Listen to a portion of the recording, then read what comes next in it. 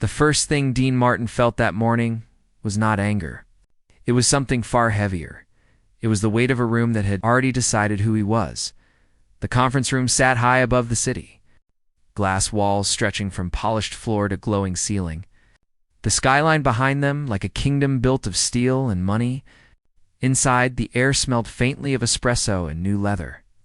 The long black table reflected the lights so cleanly it looked like water.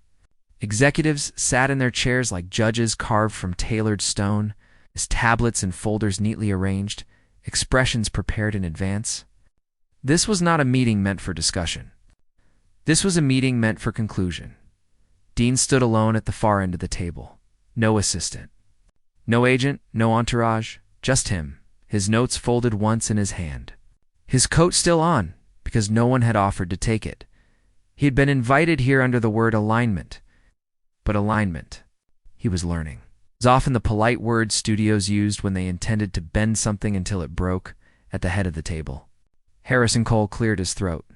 Harrison had once shaken Dean's hand with two of his own and called him the future of meaningful cinema. Now he didn't look at him at all. He studied a document instead, tapping one corner against the glass. "Dean," Harrison said at last, voice smooth, practiced, empty. "We've reviewed the latest cut." Dean nodded. And a few executives shifted. A woman 2 seats down folded her arms. Someone else sighed softly, as if tired already. Harrison placed the paper flat.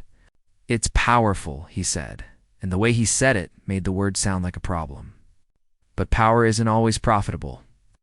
Dean waited. "You've gone too far into discomfort," Harrison continued. "The early audience responses are mixed. People feel confronted." "That was the point," Dean replied quietly. Harrison's lips tightened into something that wasn't quite a smile. "The point is what sells tickets." Screen at the side of the room lit up. Images from the film flashed by, muted, intense, human. A grieving father in a rain-soaked doorway. A young boy standing between 2 shouting men. A woman whispering into a hospital phone at 3 in the morning. No explosions. No glamorous heroes. Just consequences. Just people. "We need adjustments," Harrison said. The word sounded harmless. But Dean had been in this industry long enough to know what lived inside it. Harrison tapped a remote. Notes appeared. "Scene 17, he read. "Too bleak. We need to soften the ending. Add hope. A reunion. A smile. Something testable." "That scene is about accountability," Dean said. "If I soften it, the entire spine of the story collapses." Harrison didn't look up. "Audiences don't buy spines. They buy feelings. That is the feeling." A man near the middle leaned forward. "It's not that we don't respect your vision, Dean. We do. But you have to understand the environment. Sponsors. International markets. There are elements here that make people uneasy." Dean's fingers tightened around his folded paper. "Which elements?" he asked. A pause. Harrison's eyes finally lifted. The old man. The neighborhood conflict. The ending where no one is rewarded. "It's harsh." "Life is harsh," Dean said. "And movies are escapes," Harrison replied. The room murmured softly, as if agreement had been rehearsed. Harrison inhaled. "So here's what we're proposing. We bring in another writer, another editor. We reshape the second half. We add a lighter thread, humor, a romantic angle. You'll still be credited as director, of course." Dean felt something settle in his chest then. A quiet, heavy thing. "And the story?" he asked. "The story," Harrison said, "will be improved." Dean unfolded his paper slowly. It wasn't notes. It was a single page. A list of names. People he had interviewed. Families, workers, teachers, veterans, people who had trusted him with things they never intended. "To see polished into something pretty, I didn't make this to improve." "Anyone's quarterly report," Dean said. "I made it because some stories don't survive being made comfortable." Harrison leaned back. "This is the business." "No," Dean replied softly. "This is the building." Silence followed, a thicker kind. Harrison's voice cooled. If you can't work within the studio's framework, we'll have to consider alternatives. Dean met his eyes, such as placing the project under different leadership. There it was. The room had already decided who he was. A liability. Dean nodded once. He gathered his coat from the back of the chair. Then I think we're done here. Harrison blinked. Excuse me. You asked for alignment, Dean said. This is misalignment. You're under contract. I'm under conscience. Harrison's face hardened. You don't walk away from a studio at this stage, Dean. Not without consequences. Dean slipped his arms into his coat. Every stage has consequences. The question is which ones you choose. He turned. Dean, Harrison called, voice sharpening. If you leave this room, this project does not leave with you. Dean paused at the glass door. Without turning, he said, Then it was never yours to begin with, and he walked out. The hallway outside felt colder, longer, as if the building itself had grown. His footsteps echoed alone. Inside that conference room, careers were protected. Money was protected. Images were protected, but stories were not. Dean stepped into the elevator. The doors closed with a soft, indifferent sound. His reflection stared back at him in the mirrored wall. Not a director, not a brand, just a man who had made something fragile in a place built to harden everything. As the elevator descended, his phone vibrated. One message, then another, then three more, unknown numbers, familiar ones. Short texts. What happened? Call me. They're saying you blew up the meeting. Are you really walking away? Dean closed his eyes. He thought of the old man who had sat across from him in a diner and told him about the son he never forgave in time. Of the woman who had cried once and then apologized for crying. Of the boy who had asked if movies ever told the truth. He thought of the film sitting on an editing server. It's unfinished, unprotected. The elevator chimed. The lobby opened like a mouth of light and movement. Assistants crossed with coffee trays. A poster of a coming blockbuster hung 30 feet tall, its heroes smiling with perfect teeth. Dean walked past it. Outside, the city was loud, alive, unaware. He stood on the sidewalk for a long moment, the noise washing over him. Coat collar lifted against a wind that hadn't been there upstairs. He had no studio, no backing, no guarantee the film would ever be seen, only the thing he'd made, and the people who had trusted him to make it. He took out his phone. Sorrel led. Stopped. On one name, Raphael Knox, a rival producer. Smaller studio. Known for difficult films that never opened huge and never disappeared. Dean pressed call. It rang longer than expected. Then a voice answered. Dean Martin, Raphael said, surprised but amused. This is either very good news or very bad news. Dean watched a bus pass, its windows full of strangers living entire stories no one was filming. Both, Dean said. I have a film no one wants, and I don't want to let them fix it. There was a pause. Then Raphael said quietly, Tell me what it is. Dean looked up at the sky between buildings, pale, open. It's a story, he said, about what happens when comfort is taken away. Another pause. Longer. Come by, Raphael said, and bring whatever they're afraid of. Dean ended the call. For the first time that day, he felt something other than weight. Not relief, not confidence, but motion. He started walking. He didn't know yet that inside the studio he'd left, another meeting was already forming. That the word difficult was being replaced with unreliable. His name was being discussed not as a creator, but as a risk. He didn't know yet that the film would soon become a battleground. He only knew this. The easiest thing would have been to stay, and the most dangerous thing he'd ever done was leave. The building Raphael Knox worked out of did not look like a studio. There were no giant banners, no red carpets, no smiling faces frozen 20 stories tall. It was an old textile warehouse wedged between a closed theater and a law office. Its bricks darkened by decades of weather, its windows narrow and uneven. As if the structure itself had never learned to pose, Dean paused before going inside. Across the street, a billboard advertised a summer blockbuster, Flames a Flying Car. A man holding a woman as something exploded beautifully behind them. Below it, a smaller poster had been pasted crookedly onto a lamppost, a black and white still from an old foreign film. A woman's face, no smile, only eyes. Dean crossed the street and pushed open the warehouse door inside. The air smelled faintly of dust, coffee, and something metallic. The lobby was small. A single couch. 2 framed festival posters. No receptionist. Raphael Knox was already waiting. He stood near a long wooden table. Jacket off, sleeves rolled, silver starting to overtake the black in his hair. He didn't look like a man who ran a studio. He looked like a man who stayed late, even when there was no one left to impress. "You came alone," Raphael said. "So did the film," Dean replied. Raphael smiled slightly. "That's usually how the important ones arrive." They shook hands. Raphael gestured down a hallway. "Let's see what scared them." The screening room was nothing like the executive theater Dean was used to. No stadium seats. No glowing aisle lights. No polished luxury. Just 20 worn chairs, a projector mounted on a beam, and walls still showing traces of old paint. Someone had written a quote in charcoal above the exit. "If it doesn't risk anything, it isn't saying anything." Raphael locked the door behind them. "Why?" Dean asked. Raphael didn't answer immediately.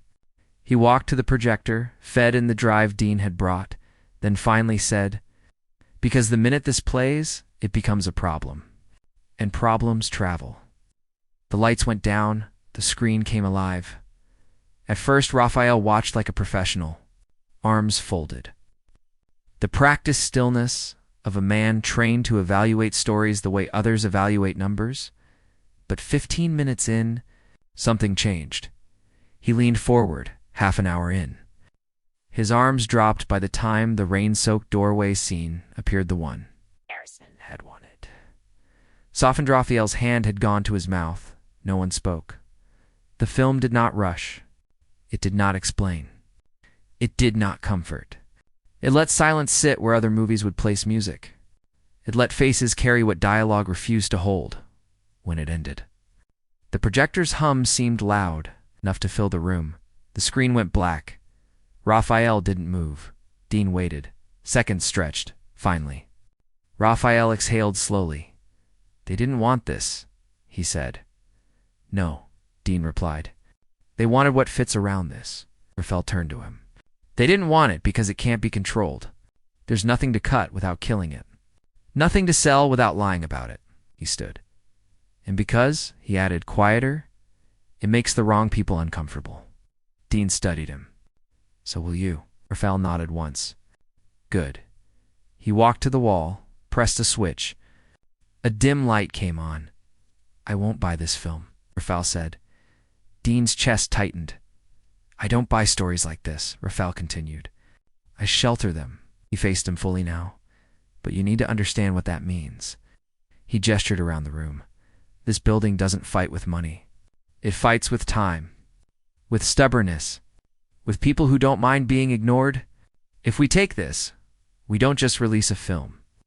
He stepped closer. "We pick a side." Dean's voice was low. "I already did." Raphael studied him for a long moment. Then he said, "So did I."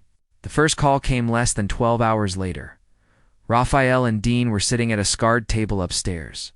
Storyboards spread between them. When Raphael's assistant knocked once and entered without waiting, "There's a rumor," she said. "It's already moving." Raphael looked up. "From where?" "Your old studio," she replied, glancing at Dean. "They're saying you were fired, that you became erratic, that the film was taken away for ethical concerns." Dean felt the word hit like cold. Water ethical, the safest knife in the industry. Raphael didn't look surprised. "Who's carrying it?" "Two trades. One business site. And," she hesitated, "a streamer reached out, asking if the film contains unverifiable portrayals." Dean stood. They're poisoning it. They're protecting themselves, Raphael corrected. By making you the problem, he turned to his assistant. Thank you. That's all. When she left, Raphael leaned back in his chair. This is how it starts, he said. They don't attack the work. They attack the ground it stands on. Dean clenched his jaw. So what happens next? Raphael met his eyes. Next, people stop returning calls. Meetings disappear. Festivals become full, and anyone who touches this film is quietly told they are touching a storm. Dean walked to the window. The city below looked the same. Cars still moved. People still laughed on sidewalks. They'll try to starve it, he said. Yes, Raphael replied. And they're very good at starving. 3 days later, the first door closed, then another, then 3 more. A festival that had personally requested an early cut suddenly postponed programming decisions. A distribution partner delayed indefinitely. A private screening space canceled citing unexpected renovations. Each message was polite. Each one said nothing. Together, they said everything. One evening, Dean sat alone in the screening room, watching pieces of the film again, not as a director, but as a man trying to remember why he had made something so heavy in the first place. The door opened. Raphael entered quietly and closed it behind him. They're pressuring my financiers, he said. Not directly. Through favors. Through reminders. Dean didn't look away from the screen. And they're nervous, Raphael admitted, which means they're listening. He sat beside him. For what it's worth, he added, this is exactly the reaction that tells me the film is alive. Dean let out a humorless breath. Alive things can be killed, yes, Raphael said. But they can also grow. He reached into his jacket and placed a thin envelope on the seat between them. What's that? Dean asked. A key, Raphael replied. To what? To a room they don't want you to enter. The room was beneath the city, literally an old post-production lab buried below a closed cinema, its entrance hidden behind a maintenance door no one used anymore. The stairs smelled of damp concrete and electricity. At the bottom, a steel door opened into a space that hummed with quiet machinery. Inside waited 6 people. Not executives. Not critics, archivists, independent curators. A programmer from a festival that didn't accept sponsorships. A woman who ran a private screening collective for filmmakers who had been quietly erased. They did not greet Dean like a celebrity. They greeted him like a courier. Raphael stood back as Dean was led forward. The woman at the center spoke. We've heard there's a film no one wants to touch. Dean nodded. Good, she said. Those are the ones that survive. She gestured to the equipment. We don't have reach, she continued. We have memory. If they succeed, your film will not disappear. It will circulate where control ends. Dean looked around. And if they don't, she met his eyes. Then they'll pretend they never tried. The lights dimmed. The film began. Faces watched in silence. No phones. No whispering. No leaving. When it ended, no one clapped. They simply sat. Finally, the woman spoke again. They will try to make you small, she said. Not loudly, efficiently. Dean felt something steady inside him.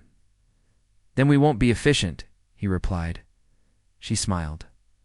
2 nights later, the leak happened, not the film. A clip. 30 seconds. The rain-soaked doorway. No context. No credits. No explanation.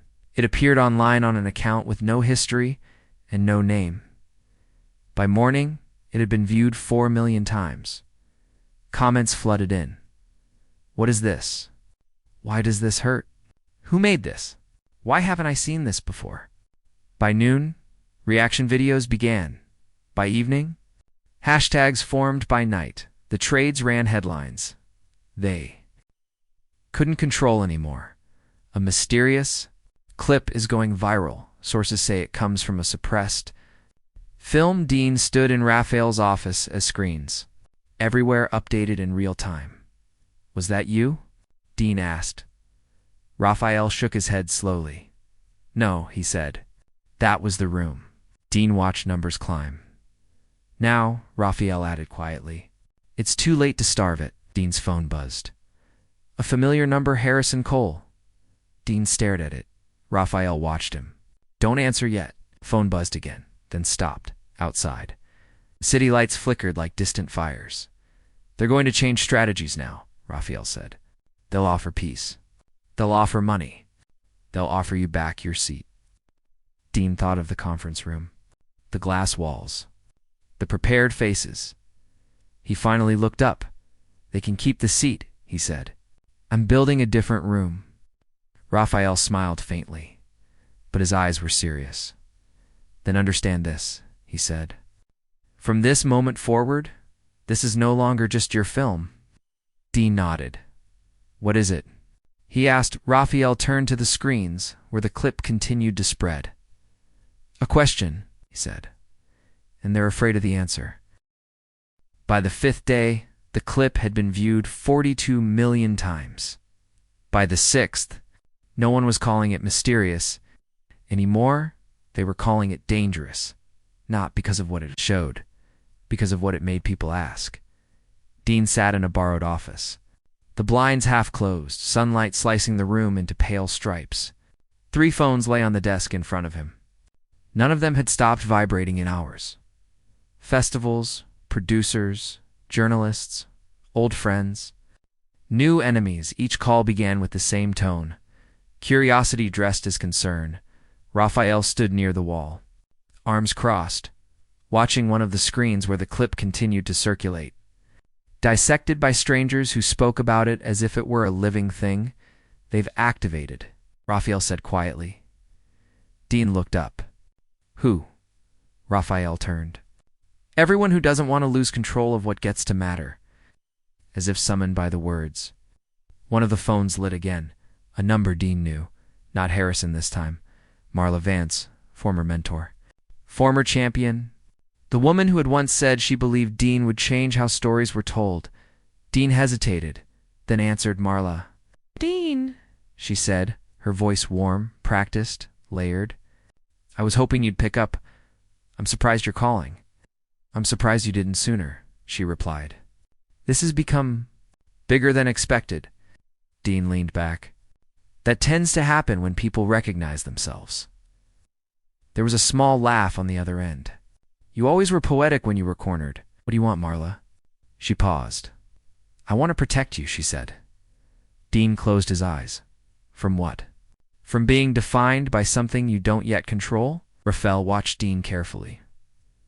Marla continued. You're being positioned.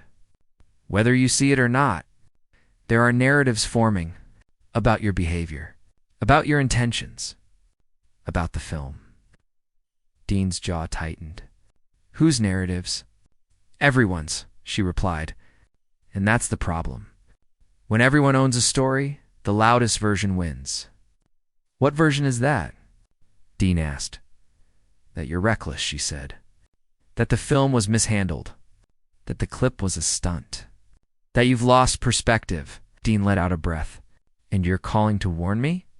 I'm calling to offer you a way back into the room before the room decides what you are. Dean looked at Raphael, who shook his head slowly.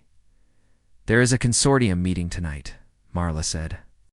Not official, private. People who can make this either dissolve or detonate. And you're inviting me? Dean said.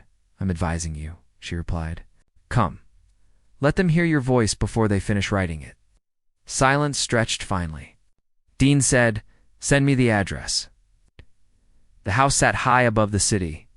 Hidden behind iron gates and hedges too perfect to be natural, the driveway curved slowly, deliberately, as if designed to remind visitors that arrival was a privilege. Raphael drove. Neither of them spoke at the top. A valet opened the door. Inside, the air smelled of citrus and old money. Soft music threaded through tall rooms lit like museums. People stood in small circles, glasses in hand, conversations low and careful. This was not a meeting. It was a sorting, Marla. Found them near a wall of glass overlooking the city. She embraced Dean lightly. Then Raphael. You came, she said. So you could tell me what I am? Dean replied. So I could remind them who you were, she corrected. She gestured subtly. Around the room were faces Dean recognized. Studio heads, streamer executives, 2 festival directors, a lawyer known for making problems disappear. Harrison stood near the fireplace. He did not look surprised. Marla guided them toward a smaller room at the back. Inside waited 6 people seated around a circular table. No documents, no screens, just eyes. They did not rise. Dean Martin, said a man in a dark suit. Thank you for joining us. Dean remained standing. Why am I here? He asked. The man folded his hands. Because something you made is moving in a way none of us anticipated. A 30-second clip is not a movement, Dean said. No, the man agreed. But it is a door. A woman to his right spoke next. We don't object to your film, Dean. We object to the lack of stewardship around it. Dean laughed once. Stewardship. You let it escape, Harrison said from the doorway. Without context. Without protection. Dean turned. I didn't release anything. Harrison smiled thinly. Then you didn't protect it. The man at the table gestured to a chair. Sit. Dean didn't. You're worried about unpredictability, Dean said. Not protection. We're worried about impact, the woman replied. And who gets to shape it, Dean said. The room was quiet. Finally, Marla spoke. They want to help you, Dean, but help has terms. Dean nodded. Of course it does. Man slid a thin folder across the table. Inside was an R. Offer, funding, distribution, a major fall release. All. Under one condition, the film undergoes a final oversight process, he said. Dean scanned the page. What kind of oversight? The woman answered. Narrative consultation. Risk mitigation. Structural refinement. Dean looked up. Censorship. No, Harrison said. Stability. Dean closed the folder. And if I refuse? The man's voice remained calm. Then the narrative continues without you. The clip becomes the story. The film becomes a rumor, and you become a cautionary tale. Marla met his eyes. They can make this very lonely. Dean thought of the basement room. The archivist? The woman who had said memory mattered. He thought of the comments under the clip. Of strangers writing paragraphs about scenes they hadn't even seen. What happens to the film? Dean asked. If I accept? The woman smiled faintly. It lives. And what happens to it? Dean asked. If I don't? Harrison spoke quietly. It disappears. Dean nodded once, then pushed the folder back. Then you don't understand it, he said. The room stiffened. It already lives, Dean continued. That's why you're afraid. Marla stood. Dean, he raised a hand. You don't need to erase it, he said. You need to own it. And you can't. Silence followed. Not thoughtful, defensive. Dean turned. Thank you for the wine, he said. And the warning. He walked out. The next morning. The article dropped. It didn't attack the film. It didn't need to. It questioned Dean. Unnamed sources. Concerning behavior, creative instability, unverified accounts. By noon, 2 partners withdrew from Raphael's studio. By evening, a bank froze a line of credit. By night, a festival quietly removed a placeholder slot. Raphael found Dean alone in the screening room again. They're isolating us, Raphael said. Not publicly, surgically. Dean didn't look up. Good, Raphael frowned. That's not good. It means they're afraid of making noise, Dean replied. Raphael sat. They're trying to make you choose between survival and meaning. Dean nodded. Raphael hesitated. And, Dean finally turned to him. I've already survived. Things that didn't mean anything. He said. Raphael watched him carefully. There's more, he said. He handed Dean his phone. On the screen was an email from the old studio's legal team, formal, Cold, a claim of contractual violation. An injunction request, a demand that all copies of the film be surrendered pending investigation. They're going to court, Raphael said. If they win, they seize everything. Dean read the message slowly. Then, very carefully, he smiled. Good, he said. Raphael blinked. Dean, this could bury the film. No, Dean replied. It makes it visible. He handed the phone back. They don't sue rumors, he said. They sue threats. Raphael studied him. And what's the plan? He asked. Dean looked at the dark screen. We stop protecting the film, he said, and start trusting it. The room beneath the city opened again. But this time, they were not alone. Filmmakers, writers, editors, projectionists, people whose names never appeared above the title. The full cut. Played no leaks, no fragments, the entire story when it ended. No one spoke for a long time. Finally, the woman who ran the room stood. They're going to try to take this from you, she said. Dean nodded. She looked around, then we don't let them. One by one, people stood, not in applause, in alignment. Raphael felt something in his chest loosen. Dean felt something else tighten, not fear, responsibility, because now the film was no longer something he had made. It was something he was standing inside, and the storm had only just learned his name. The injunction was filed at 8:03 a.m. by 8:07. Every copy of the film had become evidence by 8:11. The phone at Raphael's studio began ringing and did not stop. Lawyers, reporters, investors, people who had not spoken. Dean's name in years now, saying it very carefully. Dean arrived to find Raphael already in a conference call, face drained of color. Knuckles white around his phone. They moved faster than expected, Raphael said after hanging up. They're asking the court to seize all materials connected to the film. Dean set his bag down slowly. They're afraid of what it will do. They're afraid of losing control of how stories travel, Raphael replied. Which is worse? The legal papers lay spread across the table like a second script. If the order was granted, every hard drive, every backup, every archived file would be confiscated. The film would not be killed. It would be locked. The most efficient way to erase something in the modern world was not to destroy it. It was to bury it under ownership. Raphael exhaled. We have 48 hours. Before what? Dean asked. Before a judge decides whether this becomes property or precedent. The courtroom was not large. There were no dramatic wooden benches or sweeping architecture. Just pale walls, fluorescent light, and the sound of papers being arranged. But outside it, the hallway was packed. Independent press, industry reporters, students with phones, a few faces from the underground room, and farther back, almost blending into the wall, were the executives, watching, waiting. Dean stood beside Raphael and their attorney, listening as legal language tried to turn art into inventory. The studio's lawyer spoke smoothly. This project was developed under contract, he said. Any derivative copies or releases, authorized or otherwise, constitute a breach. The judge listened. Their lawyer rose. This film was not stolen, she said. It was finished. And it was taken. She looked at the judge.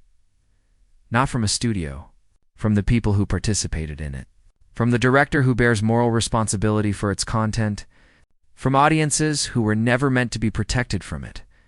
The judge raised a brow. Moral responsibility is not a legal term, he said. No, she replied. But silence is, she gestured to the courtroom. What is being requested here is not preservation. It is disappearance. The judge looked down at the papers again. We are not here to debate meaning, he said. We are here to determine ownership. Dean felt the words settle like dust. Ownership of faces, voices, of pain that had trusted him. The judge announced a recess. People moved. Whispers filled the space. Marla stood across the hall. Watching Dean, her face was unreadable. Raphael leaned closer. If he grants it, he murmured, they take everything. We fight it, but the film vanishes into process. Years, maybe forever. Dean stared at the courtroom door. The woman from the underground room stood near the far wall. She caught his eye. Then, slowly, she shook her head. Not no. Now, Dean felt a strange calm move through him. He turned to Raphael. We're thinking about this wrong. Raphael frowned. Dean, we're defending a thing, Dean said. They're afraid of a voice. Raphael studied him. What are you saying? Dean looked back toward the courtroom. I'm saying we stop trying to win their game. They did not go back inside. Instead, Dean walked down the hallway, past reporters calling his name, past executives, pretending not to watch out the doors, into the light. The crowd outside surged when they saw him. Questions flew.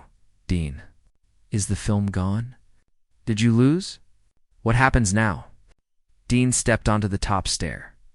He did not raise his voice. He waited. Silence spread in confused pockets. Didn't make this film to be owned, he said. Cameras lifted. I made it. Because people trusted me with parts of their lives. And I was never authorized to lock those away. Reporters glanced at one another. The court will decide what happens to files, Dean continued. But it doesn't decide what happens to stories.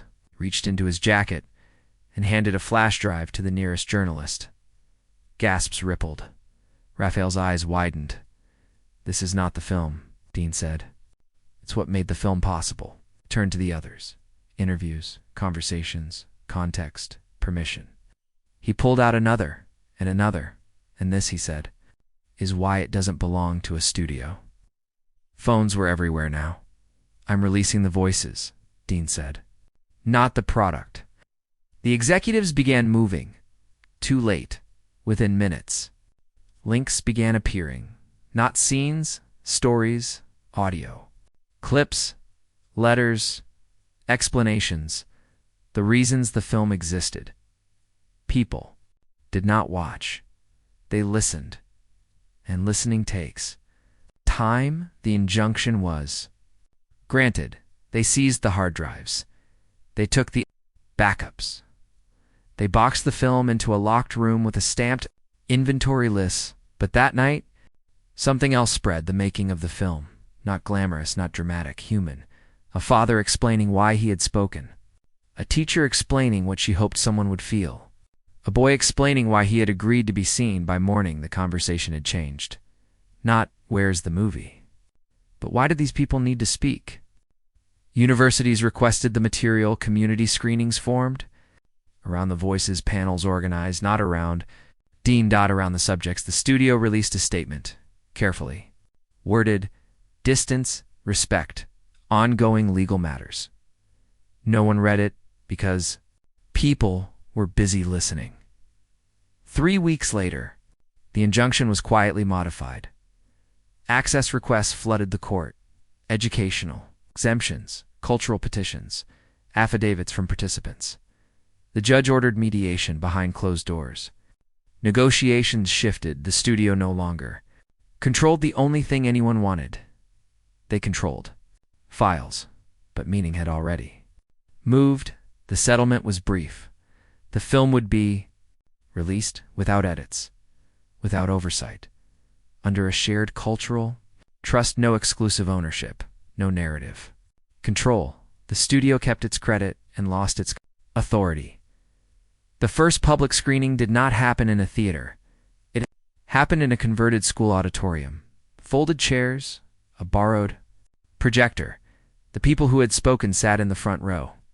Dean did not introduce the film. The woman from the underground room did. This is not entertainment, she said. It is a record. The lights went down. The film played when it ended. No one clapped. They stayed. Some cried quietly. Some didn't move. Some simply sat, as if leaving would mean something unfinished. Dean stood at the back. Raphael beside him. You didn't win, Raphael whispered. Dean shook his head. No, he said. We let it go. Months later, a student stopped Dean outside a small screening. I didn't like the movie, she said. Dean smiled faintly. That's okay. She hesitated. But I can't stop thinking about it. Dean nodded. That's what it was for. She looked at him. Are you going to make another one? Dean glanced back at the building where voices were still talking long after the lights had come up. Yes, he said. But not for a studio? She smiled. For who? Dean watched the door. For whoever needs a room, he said. They're not supposed to enter.